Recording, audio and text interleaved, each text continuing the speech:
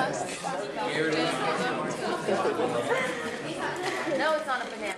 Same thing, right? Yeah, they're all the same. Wait, why don't you give me one? No, I need one. I'm not gonna give you one, Janet. Go. Wait, what? John, did you guys get this? What? You did not get this?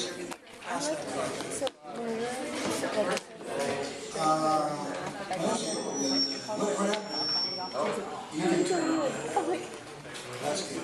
Turn it down. I mean, I don't need my voice elevated too much. Is that feeling back a little bit still? That's a little better. Okay. Here we go.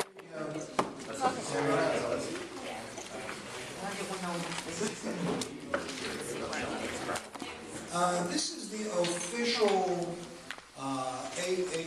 official AP History practice test. So on their website, or on their, the information they give us a access to a yes. Yeah, you can get it. All right, here, 3. Who? Are you the only 3 you get it? Let's pass those up. So here, let's pass those up.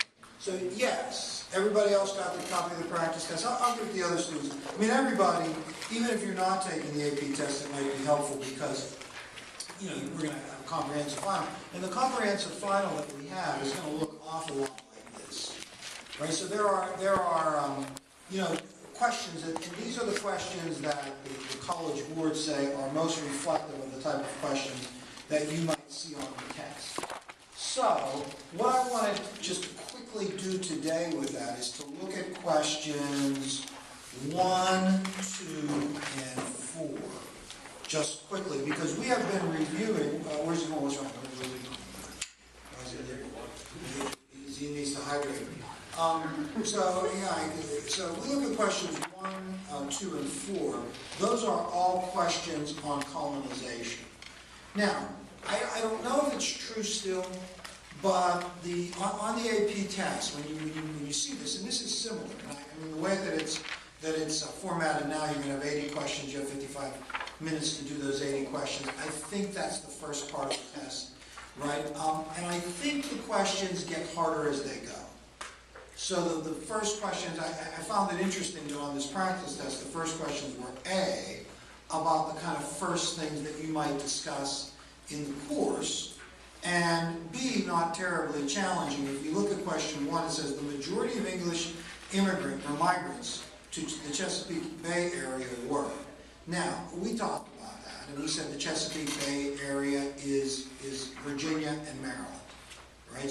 So the majority, the most of the English immigrants that went there, who would they be? Families and young children. Well, we know that's not true.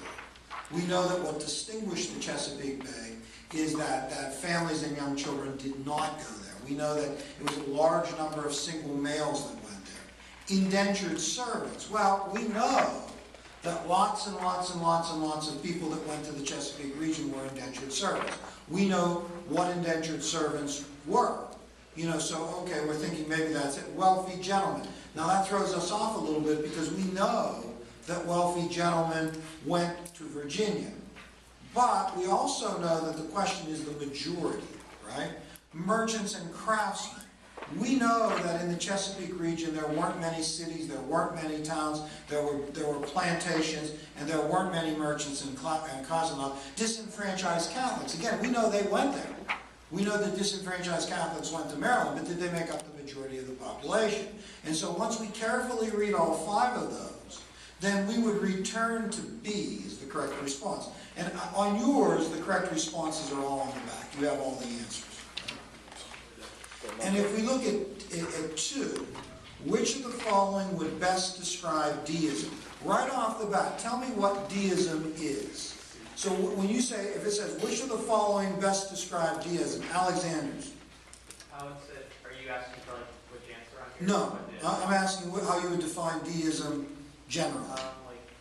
Some supreme being created the universe but does not run it. Okay, so so you're saying that deism is kind of an idea about God and religion, the world and man, the relationship between God and man. And based on that kind of idea, what would you say embodies deism? The idea of what? Like God letting the universe run independent of him. Yes, that God is the creator of the universe, but not the orchestrator of the universe, right? So he created it and let it go. What was the analogy that we usually associated with deism? We said God was the... What role did God play? We give you an analogy. Analogy means it's like something, right? That's what an analogy means. Yes, go ahead, say it, Simon. God was the what? Clockmaker. Saved you. He was the clockmaker, right? And so he created the clock, and then the clock ticked. All right, so we know that, right? So now, if we know that, then go, Alexander, what is the correct response to number 2? That would be C. C, the belief that God had created the world, but allowed it to operate through the laws of nature, which is the most similar to what we know about deism. Look at A.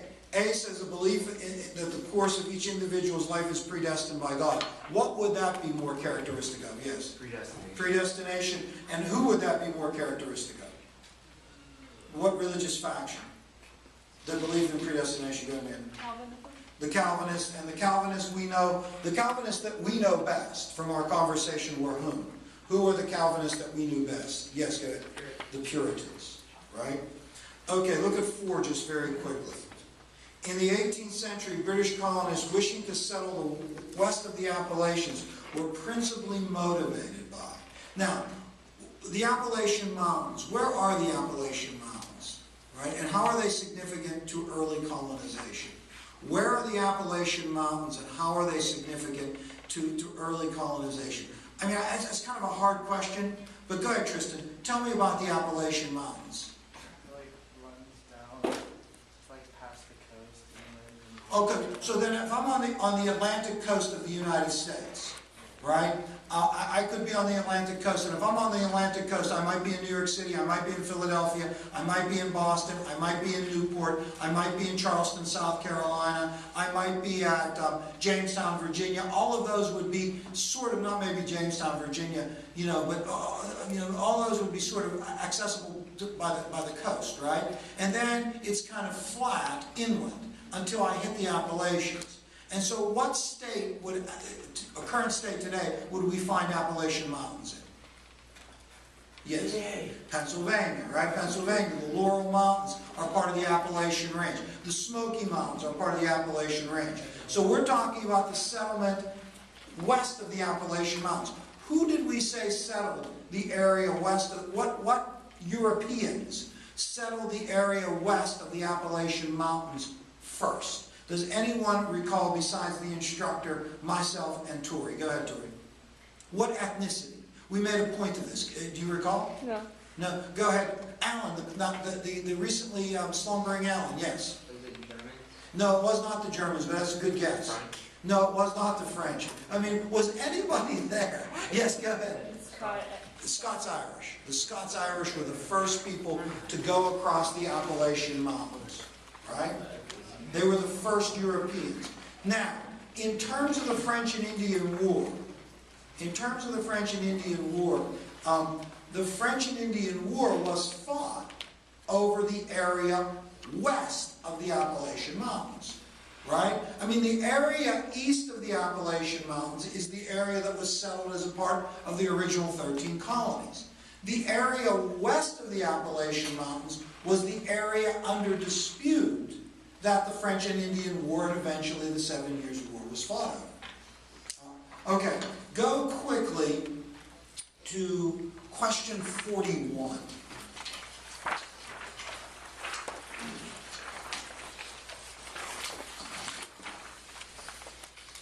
Now, I don't know if you would consider this to be a harder or easier question, right?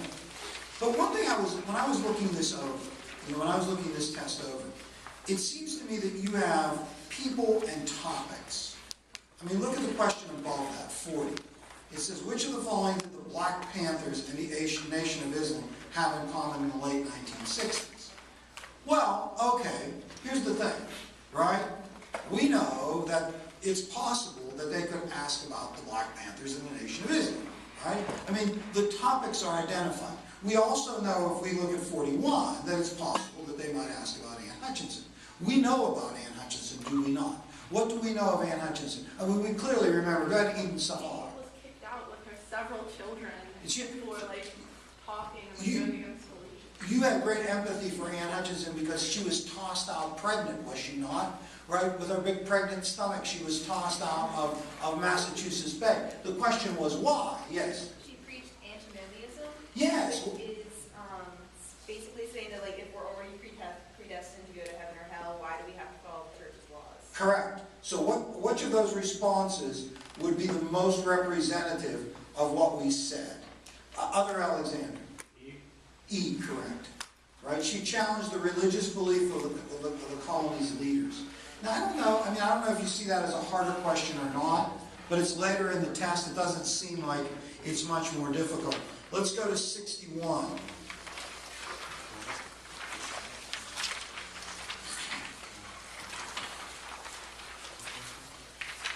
Mercantilism. Now, again, another topic. What do we know about mercantilism? Quickly. What do we know about mercantilism? Yes? It's the belief that the colony should support the mother country? Yeah, I mean, that's good. I mean, that's good. You said, I kind of take issue with belief, but I think that's part of the kind of ideology. Yes, go ahead. You have to export more than you import. You import more than you export. And I guess what I challenged Gurness on is it's a kind of economic idea. You know, it's like an economic system, you know, that has some premises and tenets that are associated with it. And one of the premises and tenets that's associated with mercantilism is that the economic activity of the empire should be regulated for the good of the empire. And the goal of the good of the empire is a favorable balance of trade. Now, mercantilism is going to result in, you know, regulation. You know, the mother country is going to regulate the economic activity of the empire for the good of the empire, which is going to be translated for the good of the mother country at the expense of the colonies, right? Well, okay. Based on that, then, therefore, what would be the most likely? This does seem like, go ahead, Tori. D. Yes, right? D is the correct response. And see, that's a little tougher because that's an example of regulation.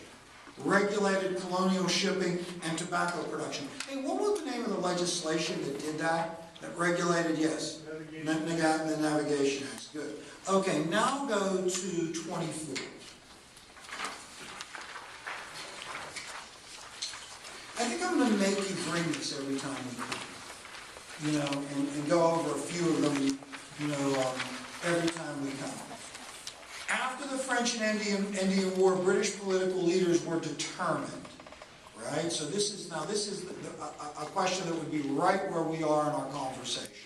In our review conversation, we had gone through colonialism, we had established the colonies, we had developed the colonies, we had talked about various, you know, ideas, various, you know, notions of religion and culture and government that defined colonial America, things that divided the colonies, things that the colonies held in common. We talked about various things in class and in our review.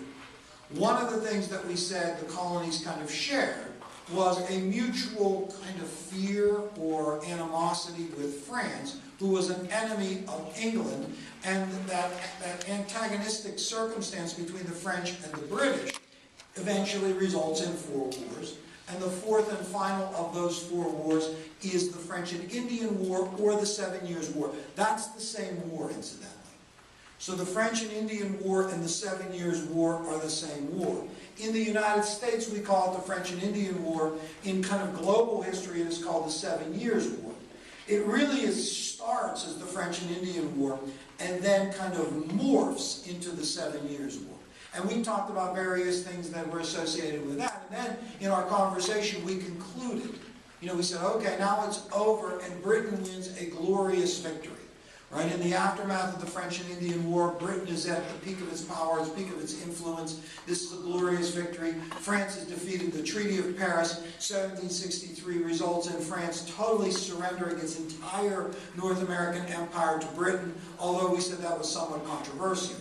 However, it is the aftermath of that war that sets the stage for the revolution. right? Remember, it was really kind of, that was really kind of important. I kept emphasizing and emphasizing and emphasizing to you that, look, that Franklin said unity amongst the colonies was not merely improbable, but impossible. Right? The colonies would never unify and revolt against their mother country. I mean, this wasn't going to happen. They were too different, they were too diverse, their interests, they were too suspicious of one another. And so now the question then became, and this is our focus with our focus in classes, what transpired to result in 13 years later, those colonies unifying and declaring themselves independent? When we look at this question, it says, after the French and Indian War, political leaders were determined to require North American colonies to pay a greater share of the empire's administrative expenses, and slavery in the North American colonies, encourage colonial expansion into the Ohio River Valley by moving all American Indian people further west, strengthen the French colonial holdings in Canada and the Northwest to discourage Spanish expansion, convert all Catholic colonists to the beliefs of the Anglican Church. Now, some of those things in there you might have a vague recollection of, but which of those 5 things seems to be the most potentially correct? Go ahead, Eden Savar. A is correct. Require the North American colonies to pay a greater share of the empire's administrative expenses. And let's use that question as a launching point to say that in the aftermath of the glorious victory in the French and Indian War, or the 7 Years' War, Britain has issues that they have to deal with. And they respond to those issues in certain ways. And if you remember when we talked about it in class, we said, look, one of the issues that Britain has is this enormous empire that now they have to regulate and control. Right? Their empire was vast, it spanned the globe, the sun's never set on the British Empire, and they had to regulate it, they had to control it. And part of the issues in controlling that empire involved dealing with the people, the indigenous people that were there. Not just the colonial people that were there, but the indigenous people that were there. An example of problems associated with that was Pontiac's rebellion. Who was Pontiac, and how does Pontiac's rebellion relate to the challenges that Britain had? Matt, that's an outstanding question. I wish I could remember it to repeat it again. Go ahead. He was the Ottawa chief? Ottawa chief. Continue. You're on a roll. Yes. Can you repeat the... Son of a gun, I told you, Matt, I can't remember. It was an excellent question, but I can't remember. Yes, so we know that Pontiac was an Ottawa chief. How is he relevant? How is this Ottawa chief relevant to this issue of Britain asserting control over its colonial empire? What did this Ottawa chief do that became challenging for Britain? Anybody? Go ahead, dear Alexanders. Didn't he attack, like, the forts? Yes. Remember, it's 1761. Pontiac's rebellion was a rebellion of the Native Americans in what would be the West now, right? Which would be just west of the Appalachian Mountains, against British settlers and British military troops that were coming across because they had acquired that territory from France. So he attacks 7 of 9 forts and he takes them. It's an uprising, trying to push the British back over. And remember, we talked about Bushy Run being in our local area, and how that was a part of the Pontiac's rebellion. But what was the response that the Parliament and the ministry had to Pontiac's rebellion that was significant? Yes. The Proclamation Line of 1763. And Don, what did the Proclamation Line of 1763 do?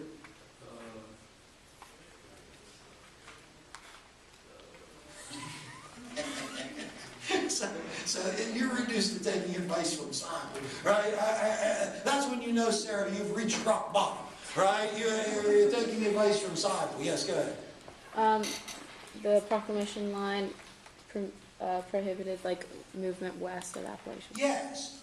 Europeans, white people were prohibited from crossing this imaginary line, from settling in that territory. And the British government was basically saying, look, this territory that you fought to acquire from France is going to be reserved for the Native Americans.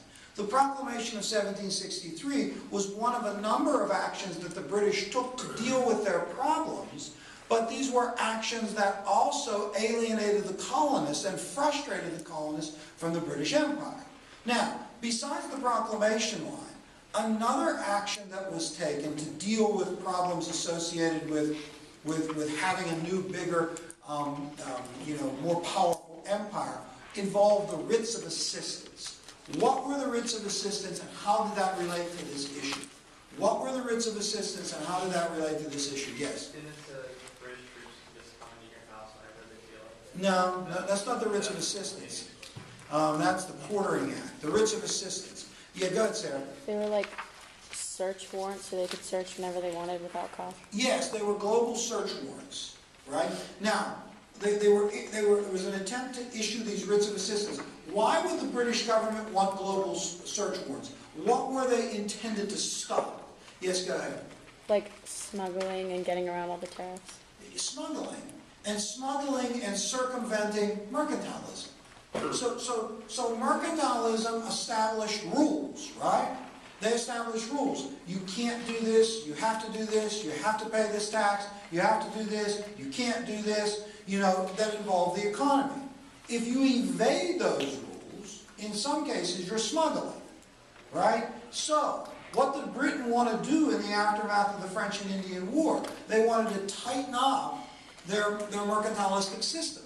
And they wanted to enforce mercantilistic regulation more vigorously. And how are they going to do that? By issuing these global search warrants, which is going to attempt to kind of tighten down on enforcement of mercantilism. Now, what people did the global search warrants most likely affect? Yes? Merchants. And Mr. Evans? Yeah, merchants in port cities, right? Like Boston, like New York, like Charleston, like Philadelphia. That's what these writs of assistance usually kind of affected. Now, who do we associate with the writs of assistance? And why was the case in Boston where the authorities there in Boston attempted to get from the courts there an issuance of writs of assistance? Why was it so significant? Who do we associate with the writs of assistance? What revolutionary figure say? James Otis. And Otis is going to argue in court, right, that the writs of assistance violated the natural rights and natural law. Why were the writs of assistance illegal? Why should they not be issued? What Otis said is that they violate natural rights. And we said that, remember John Adams reporting 50 years later said that right there and then the child independence was born. So this idea that Britain's actions in response to the challenges of their empire in the aftermath of the French and Indian War were not viewed by Americans as being kind of logical and reasonable actions taken by a government, but they were viewed by Americans as being violations of the fundamental kind of liberties that they believed they were assured as subjects of the British Empire. And they really do, Americans believe, that they are being treated as sort of second-class citizens, that their rights are not being respected by Britain and the authorities. And Britain, for their part, looks at this as kind of saying, well, look, you ungrateful people, we fought and died and spent money and spend money in protecting you, and you won't even respond favorably to our actions, right? You won't even cooperate with, the kind of, the minimal things we are demanding. Now, one area was the area of kind of regulating the empire, and the proclamation was part of that. So was sending 10,000 additional troops from England to be stationed permanently there in America, to be financed partially by the colonies where they were stationed with quartering acts. The writs of assistance were an attempt to tighten up with mercantilism. But the biggest and most grievous kind of problem that the British faced was money, right? I mean, we kind of saw it today when we talked about World War War II, that in December of 1940, the British ran out of money, right? They didn't have any more money left. And so that's when Roosevelt moved to Lend-Lease today. Well, they had fought 4 wars for empire. They had defended colonial possessions all over the globe. They had expended money on troops and supplies and paid Americans to support them and bought supplies from Americans, and now they were broke. And they were looking for ways to rebuild their treasury and pay their expenses. And they do that with a series of laws. Now here's how we can look at it for kind of simplicity's sake. Britain trying to deal with their empire and trying to tighten up mercantilism is sort of ongoing. But the problems they had in raising money kind of is associated with three, well, I should say this, three pieces of legislation that result in Britain taking actions, the colonists responding, Britain taking actions and the colonists responding, and Britain taking actions and the colonists responding. And the way you can look at it is the Stamp Act, the Townsend Duties, and the Tea Act. Right? The Stamp Act, the Townsend Duties, and the Tea Act. The Stamp Act is 1765. And it's Britain's first significant attempt to tax the colonies for the purpose of revenue. Stamp Act 1765. So all of this is an attempt to get money, right? 1765 is the Stamp Act. First significant attempt to generate revenue for the crown, right? I mean, the colonists had been taxed previously, but the taxes previously had been for the purpose of regulating trade. The Sugar Act that was passed in 1764 was the first time that the British attempted to tax for the purpose of generating revenue, but it was still an external tax, right? A tax on something that was imported. The first internal tax that was passed was the Stamp Act. And this was a tax on everything, I shouldn't say everything paper, that would be internal, that would be blatantly paid and would be collected by tax collectors. And the purpose of the tax was to generate revenue from England. Now, the response by the colonists to the Stamp Act is beyond what the British expect. You know, I mean, on some level it is violent, it is certainly, there's certainly a severe backlash against the Stamp Act.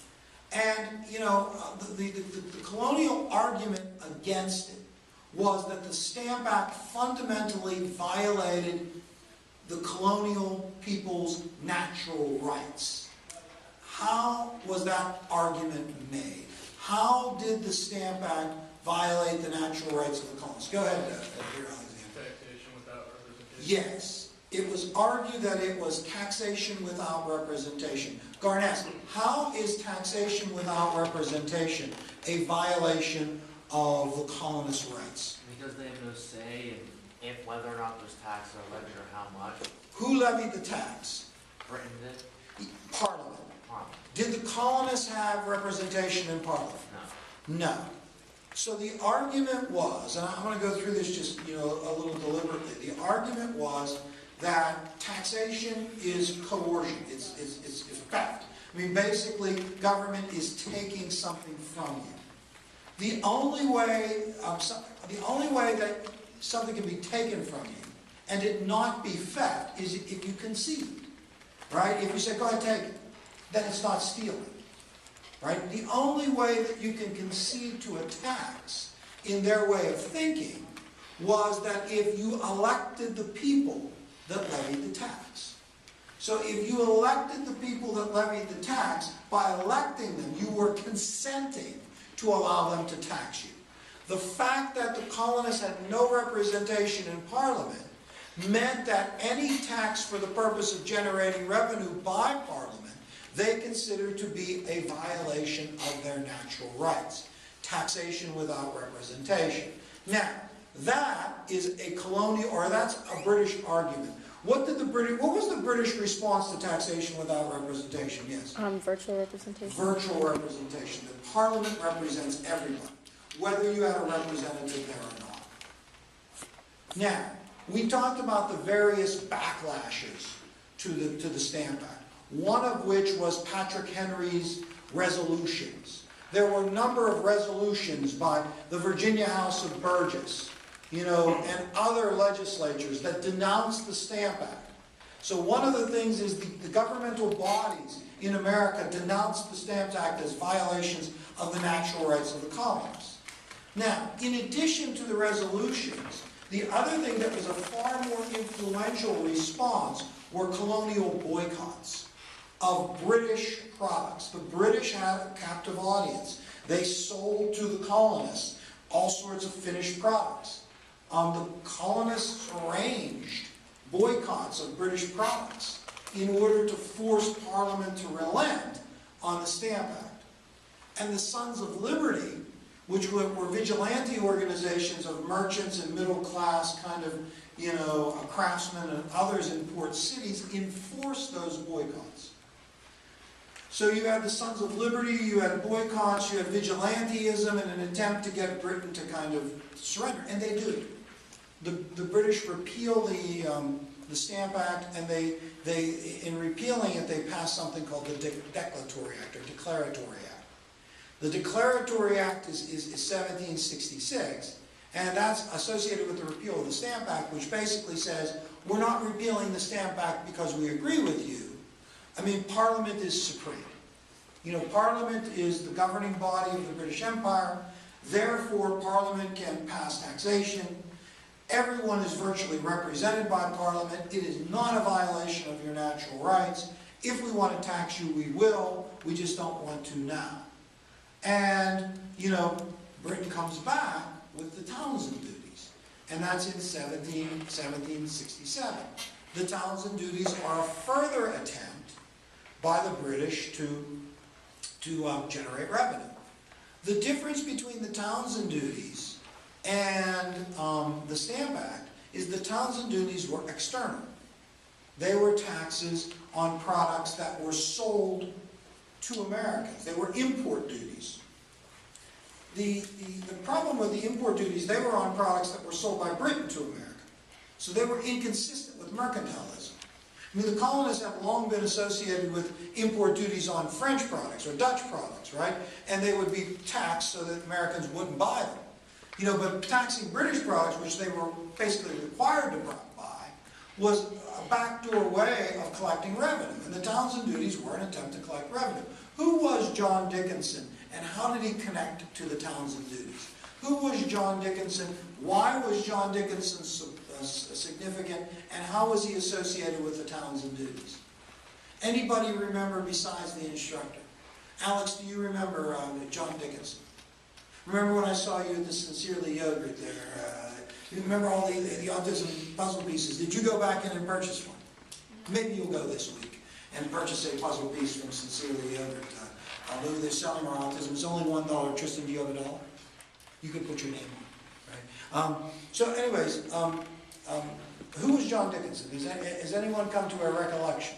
John Dickinson, what did he write? John Dickinson, go, Janet. Son of a gun. Yes. You read from the farmer in PA? Yes, letters from a farmer in PA. And your buddies are surprised. They are stunned, Simon, by your knowledge of it. Not me. I'm not surprised at all. But he wrote letters from a farmer in PA, which were a denunciation of the Townshend duties. And Dickinson is a wealthy Pennsylvania landowner, farmer, lawyer, who represented kind of conservatism in America. I mean, Dickinson represents, Samuel Adams is considered to be this kind of radical. James Otis is kind of radical, fiery radical. Patrick Henry is a fiery radical that seems suspicious of British action. Dickinson is kind of this reserved, conservative, planter, gentleman, lawyer, respected. But even Dickinson says, hey, look, these Townshend duties are a violation of our rights. Now, we said that the Townshend duties eventually are vigorously opposed in a number of ways, the same ways that the Stamp Act was opposed. But it takes a little bit longer for opposition to mount. And we also said that part of that opposition, right, was centered in Boston. A lot of the problems were centered in Boston. And part of the Townshend duties were all of these regulations that dealt with trade and all these taxes and all of these forms and things that had to be filled out for trade that were easily violated by merchants, and that they could be fined and imprisoned for this. And so in Boston, there was this kind of simmering animosity between those customs officials who were hired to collect these duties and enforce this legislation and the merchants in that city. And that animosity got to the point where the customs officials requested from England troops to protect them. So remember we said that troops were dispatched to Boston in 1768 to enforce the Townsend duties. This is a significant kind of juncture. You know, if you think about what happened, here we go, 1763, the war's over, everyone's happy. You know, Britain has won this glorious victory, and now Britain is trying to take these actions in order to kind of straighten their empire out, if you will, to put it on a strong financial footing. And Americans are being resistant of this, to the point where, in 75 years later, actual troops have to be dispatched to Boston, a significant number of troops. I don't remember the numbers that I gave you, but remember, it was almost as many people that lived in the town. They were quartered on the Boston Common, and that it was a miracle that there had not been any kind of altercation for several months, but there eventually was an altercation between the troops and the Bostonians that we called the Boston Massacre. And the Boston Massacre is another significant juncture on the road to the Revolution. I mean, the Boston Massacre has everything to do with the enforcement of the Townsend duties. It has everything to do with the presence of British authority, soldiers in the midst of the people, the enforcement of noxious laws to people, you know, the kind of crude behavior of the soldiers who were there, the threatening nature, the competition those soldiers provided for the underclass of Boston for jobs. But when shots are fired, regardless of the circumstances of those shots, blood is shed. Right? You know, remember, the circumstances of the Boston Massacre are debatable. I mean, you know, this angry, drunken mob, you know, that's throwing manure and snowballs and, you know, the soldiers, and there could have been accidental discharge. But it still was a significant juncture. Significant juncture to send troops, then a significant juncture for those troops to fire on Bostonians. You'll never guess in a million years who was killed at the Boston Massacre. I think it was, geez, do I hope there's a question on the AP test about this. Yeah, who would have ever known that, right? Christmas Atos, a powerfully built mulatto, was killed at the Boston. Man, remember you studied that every day down in junior high. That's all you know, right? Christmas Atos, right? So yes, he was killed at the Boston Massacre, right? So yes, and what's interesting about the Boston Massacre is it corresponds with the end of the Second Crisis. The Townsend Crisis is the Second Crisis. The Stand Back Crisis is the First Crisis. That ends with the Declaratory Act. The Townsend Crisis ends not with the Boston Massacre, around the same time as the Boston Massacre. Unrelated to the Boston Massacre, right, the Townsend duties are repealed in 1770. All the duties except for the duty on tea. From 1770 to 1773, there is a relative quiet in colonial America. That quiet is broken by the Tea Act. And the Tea Act actually, if you remember the Tea Act of 1773, it was not actually passed, right, to address things that were happening in America. It was actually passed to save the British East India Company. But it required the Americans to basically buy British East Indian tea and to pay the Townsend duty, to pay the tax, right? So, because of a number of things, suspicion by the colonies, a refusal to pay the tax, a desire to not have Britain, you know, orchestrate their economies carefully, they resisted the Tea Act, and the final kind of action of resistance is the Boston Tea Party. Boston Tea Party is December of 1773. Right? That's the Boston Tea Party. So we said the Boston Tea Party. Ultimately, what happened to the Boston Tea Party? I mean, just really quickly, Janet, what happened? Yes, that's not a bad explanation there, Janet. Janet said the townspeople, you know, rode out into the harbor, dumped tea that was going to be distributed, right, into the harbor. Now, and this is like an oh my, oh wow, oh boy sort of thing. Why is this significant? Why is the colonial reaction with the Boston Tea Party an escalation of things? Go ahead, Matt. Is there a strike property? Yes. Because now this is a flagrant destruction of property, a purposeful destruction of property. What's the British response to the Boston Tea Party? Yes?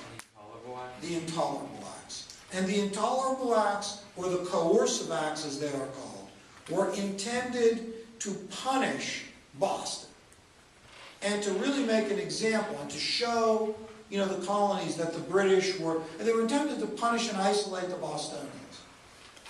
And they included things like shutting the port of Boston down, which was enormously damaging, you know, suspending the colonial legislature, they were already suspended, replacing the colonial governor with a military governor, basically putting Boston under martial law. The Quebec Act, which we didn't talk about in class, was associated with the Coercive Acts. The Quebec Act kind of was legislation to deal with the areas east of or west of the Appalachian Mountains, and basically created this vast domain that still the colonists really didn't have access to, and it protected the rights of Roman Catholics. I mean, it was associated with this. But what was the response of the colonists to the Coercive Acts? Right. So the Boston Tea Party brings the Coercive Acts. The Coercive Acts, in response to that, what did the colonists do? Yes, go ahead. They like support the Bostonians and send them like supplies. Supplies and food, even in Pennsylvania. Go ahead, Matt. Further. First Continental. First Continental Congress. Right? First Continental Congress, 12 of the 13 colonies send representatives to the First Continental Congress. And at the First Continental Congress, which is in September of '74, the delegates that go there, this is an illegal thing. I mean, the Continental Congress is extra-constitutional. I mean, all the legislatures had already been dissolved. They were illegally meeting. And they sent delegations to Philadelphia to kind of denounce the Intolerable Acts and to establish a colonial boycott, a colonial-wide boycott, and to even encourage the colonists to arm. Now this is in September of '74. September of '74, May of '75, the Second Continental Congress meets. The Second Continental Congress meets in response to fighting at Concord and Lexington. Concord and Lexington were the first significant forays in the Revolutionary War, and they were significant. There was a significant loss of life, all-day fighting. The Concord and Lexington were basically a British raid. The British troops that were stationed in Boston attempted to raid where they suspected John Hancock and Samuel Adams were located, and there were stores of ammunition. The result was a conflict between the British troops that were sent out and colonial militia that had assembled in order to kind of address them. In the aftermath of Concord and Lexington, now, Boston is under siege, shots have been fired. The Second Continental Congress meets in May of 1775. The Second Continental Congress is going to do a couple of significant things. One is that the Second Continental Congress is going to appoint George Washington, one of its members, to be commander-in-chief of the Continental forces that were surrounding Boston. And Washington will leave the Second Continental Congress to assume command there. Now, I don't know if you remember this. Who suggested George Washington, and why was that significant? Who suggested George Washington, and why was that significant? Does anybody remember? Ricky, do you remember? You have a brilliant memory, yes. John Adams suggested Washington. And why was that significant? Alan, the conscious Alan, go ahead. No, they picked George Washington because he was from Virginia, and that would get the support of his office. Yes, and Virginia was the largest and most prosperous and most populated colony. And so if there was going to be any kind of unified action, Virginia had to be supportive. And the Virginians were. The Virginians were generally supportive, which, kind of raises an interesting question for different reasons. I mean, Washington is not kind of hampered by the Intolerable Acts. I mean, a lot of the things like the Townsend duties, these things pretty much affect, the people in the port cities. The Virginians resented the proclamation of 1773, or 1763. The Virginians resented mercantilism in general, which they thought impoverished them and enriched the British. And so Washington's support of the cause and Washington's now ascension to being commander-in-chief is significant. But the big issue that the Continental Congress is going to grapple with is, what do we do now? Right? Now, remember, one of the things that, is it the first, Cyborg, you haven't noticed, is it the first Continental Congress or the second Continental Congress where the Galloway Plan is rejected? Second? Didn't they ever write anything written in? That's the first one. First Continental Congress? Yeah. First Continental Congress, the Galloway Plan was rejected. Oh, Second Continental Congress is the causes and necessities of taking up arms. Why are we doing this? You know, why are we sending troops to Boston? Why do we dispatch? Why are we doing this? Right? And what was interesting about the causes and necessities of taking up arms is they don't say they're doing it for independence, at least not in the summer of 1775. And the other thing that happens in that Second Continental Congress is the Olive Branch Petition. Remember I showed you that excerpt of John Adams, you know, where John Dickinson said we need to send an olive branch to the king, and maybe he'll intervene to stop this before it goes too far. And the Olive Branch Petition is rejected. And so really what the battle is in that Second Continental Congress is, how should the resistance, how should the colonists resist? And you had moderates from the middle colonies like Dickinson saying, well, what we should do is respectfully disagree and try to negotiate. And then you had radicals from New England and maybe Virginia that were saying, no, independence. There's no negotiating with Britain. We'll never protect our rights as part of the British Empire. The only way that we'll ever ensure our rights is to declare ourselves independent. Now, lots of things happen, right, that leads to kind of eventually a consensus for independence. One is the British kind of declaring the colonies in a state of rebellion, hiring Hessians. But what was the most important thing? Matt, you're all over this. You're all over it. Pardon me? Common sense. Who wrote Common Sense? Does anybody recall besides the instructor? Tori, this is you. Thomas Paine. Thomas Paine. Did you read Thomas Paine in English? I don't think so. Is any, I don't remember. These darn kids, they forget things is what they do. Once they study for the test, then they forget. Not you, Janet, other kids. Right? But anyways, yeah, Thomas Paine wrote Common Sense, and Common Sense was a common sense argument for independence, which helps to turn the tide of public opinion towards independence. June 7th, 1776, Richard Henry Lee makes the fateful resolution that these colonies are and ought to be independent. And then remember we said that there is an interim period between when the resolution is made and when the resolution is debated. And in that interim period, a committee is dispatched to kind of write an explanation. If we are to declare ourselves independent, then we should explain why we're doing that. And remember that committee included Franklin and Jefferson and Adams, amongst others. And they assigned the responsibility of constructing the first draft of that Declaration of Independence to Jefferson. And Jefferson does just that. He drafts the Declaration of Independence, which is modified by Franklin and Adams.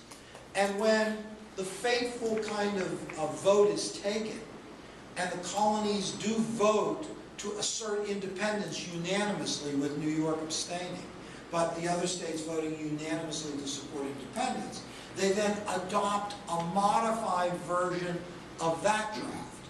Remember, there's going to be debate over that draft. And eventually the Declaration of Independence that is accepted is the one that we venerate as the document that unites us as a people. This is what defines us as Americans, that we have this common creed. The most significant deletion and the most significant modification of all the drafts of the Declaration of Independence.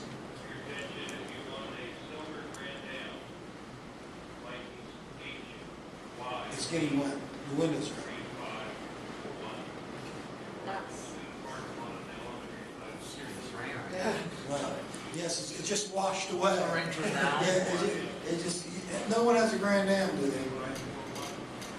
Seriously, well, this is just, we'll wrap it up in 1 minute, promise. Oh, it is.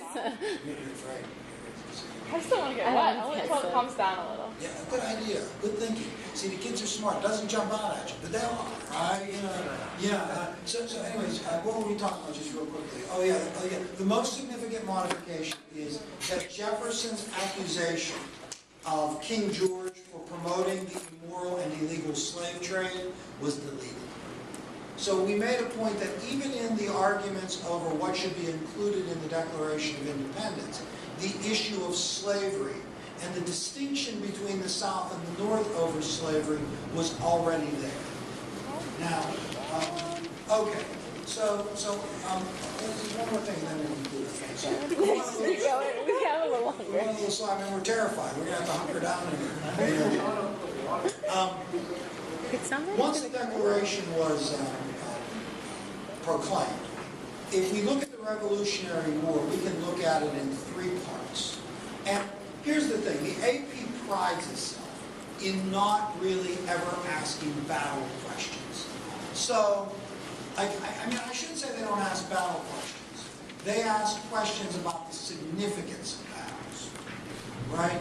So, you know, when we talk about the Revolutionary War, we have the New England part of the Revolutionary War, which is Concord and Lexington, Bunker Hill, through like March, June of 1776, and that part of the war ends. so loud. The next part of the war starts in June or July of 1776, and it goes through the Battle of Saratoga. That's in the middle colonies. Right? The third part of the war is in the South, the southern part. That starts in basically 1778, 1779, and lasts until 1781, the Battle of Yorktown. I would argue this: Bunker Hill is the bloodiest battle of the Revolution, the largest loss of life. But the most significant battle in the Revolution is Saratoga. Why? Go ahead, Alexander. Yes. In the aftermath of the Battle of Saratoga, the French opened a formal alliance with the Americans. Right? There's a formal alliance between France. They recognize America's independence. They are the first European nation to do so, and they open a formal alliance. Now, consider this. France recognizes America's independence. That's something that France and England do not do for the Confederacy. Right? Remember the Civil War, and we said, look, the Confederates desperately wanted British and French recognition. They don't recognize the Confederacy. They do recognize the colonies of the independent country. All right, we'll conclude there, and we did a lot today, Alex. We did a lot today, did we not?